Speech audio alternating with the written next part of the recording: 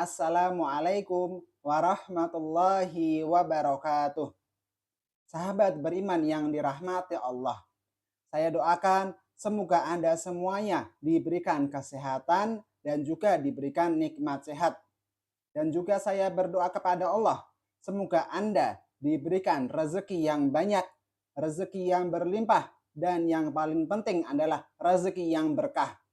Sehingga harapannya, semoga dengan nikmat rezeki berlimpah tersebut, Anda bisa gunakan untuk meraih keridhaan Allah Subhanahu wa Ta'ala dan untuk mempersiapkan kehidupan setelah kematian, yaitu kehidupan alam kubur dan juga kehidupan alam akhirat. Sahabatku yang dirahmati Allah Subhanahu wa Ta'ala, pada video kali ini saya ingin memberikan sebuah amalan yang dimana bagi Anda yang memang ingin doanya dikabulkan oleh Allah Subhanahu wa Ta'ala, maka amalkanlah amalan doa ini. Sebelumnya, saya ingin mengingatkan kepada Anda semuanya bahwasanya kita hidup di dunia ini hanyalah sebentar. Selama-lamanya manusia hidup di dunia paling tidak sampai 100 tahun. Kalaupun ada yang sampai 100 tahun, maka itu hanyalah sedikit. Karena kehidupan kita yang sebenarnya bukanlah di dunia, akan tetapi kehidupan kita yang sebenarnya adalah di akhirat. Maka dari itu sahabatku, saya mengingatkan bagi Anda yang saat ini sedang dalam keadaan yang sulit, bersabarlah, bersabarlah. Jangan pernah berputus asa dari pengharapan Allah Subhanahu wa Ta'ala. Jangan pernah mengeluh kepada Allah Subhanahu wa Ta'ala. Apakah Anda pernah mendengar kisah Nabiullah Ayub alaihi salam? Nabi Ayub seorang nabi.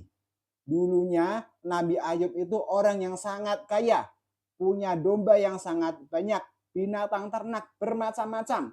Dan juga Nabi Ayub adalah seorang raja ataupun kepala suku. Dihormati sama kaumnya dan juga dituakan oleh kaumnya.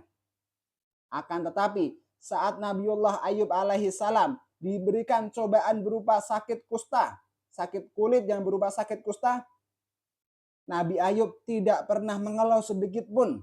Bahkan di saat sakit kustanya ulang tahun yang ke-20, kata Nabi Ayub apa kepada istrinya? Wahai istriku, sungguh ini sakit yang aku derita saat ini itu cuma sebentar jika dibandingkan dengan nikmat yang Allah berikan kepadaku. Ingat teman-teman, Nabi Ayub 20 tahun lebih menderita penyakit kusta. Akan tetapi Allah memberi contoh kepada kita lewat Nabi Ayub bahwa tidak mengeluh sedikit pun. Bahkan ketika sakit kustanya sudah setara dengan kenikmatan yang diberikan oleh Nabi Ayub, Nabi Ayub meminta kepada Allah dengan permintaan yang sangat lembut kepada Allah, yang sangat sopan, tidak ada rasa mengeluh sedikit pun. Sampai pada akhirnya, singkat cerita, Nabi Ayub Allah sembuhkan dan semua kekayaannya dikembalikan kepada Nabi Ayub. Sahabatku, marilah kita selalu ingat bahwa cobaan yang Allah berikan kepada kita sifatnya hanya sementara. Dan juga nikmat yang Allah berikan kepada kita hanya sementara. Oleh karenanya, di saat Anda mendapatkan nikmat dari Allah, jangan pernah sombong dengan tidak berdoa.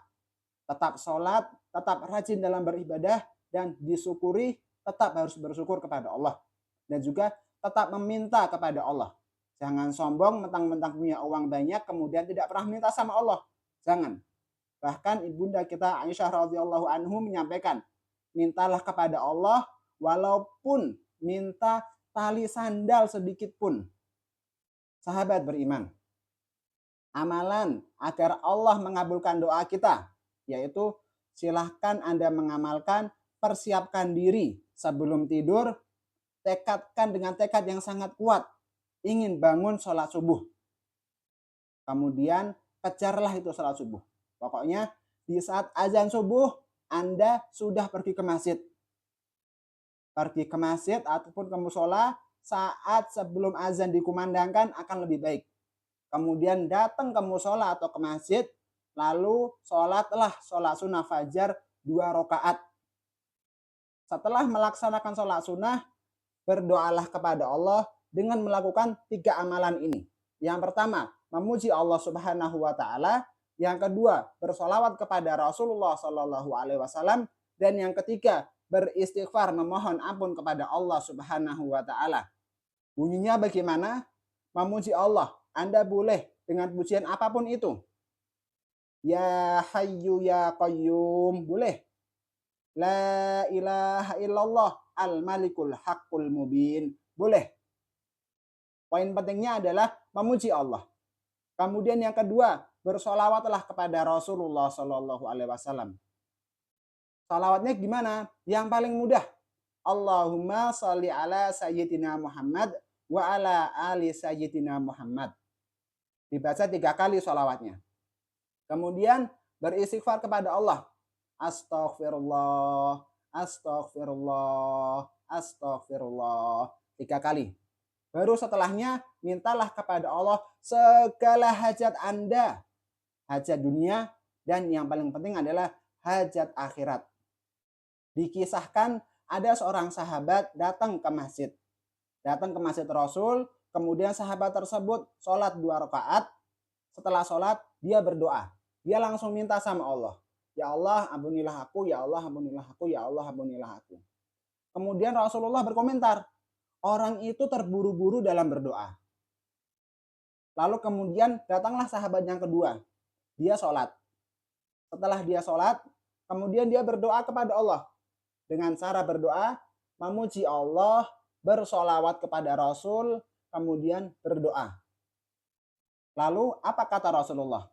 Rasulullah berkata, wahai kamu, kata Rasul kepada orang tersebut, wahai kamu, berdoalah, minta kepada Allah. Allah pasti akan kabulkan doamu. Itu kata Nabi. Maka kemudian keluarlah sabda Rasulullah. Jika kalian berdoa, maka pujilah Allah terlebih dahulu, kemudian bersolawatlah kepadaku. Kemudian mintalah dengan permintaan apa yang dikehendaki. Kenapa waktu berdoanya sebelum sholat subuh? Karena merujuk kepada hadis Nabi Shallallahu alaihi wasallam. Ad-du'a'u bainal adzan wal iqamah la turaddu. Bahwasanya doa di antara azan dan iqamah tidak akan terhalang. Artinya akan langsung terbang ke langit, diterima oleh Allah. Amalkan doa ini, dan yang paling penting adalah yakin. Jangan pernah mengeluh kepada Allah, dan jangan pernah berpikir bahwa doa Anda tidak dikabulkan. Jangan pernah. Yakin, seyakin-yakinnya Allah pasti mengabulkan doa Anda. Barakallahu fikum wa sallallahu ala sayyidina Muhammad wa ala alihi wa sahbihi walhamdulillahi rabbil alamin.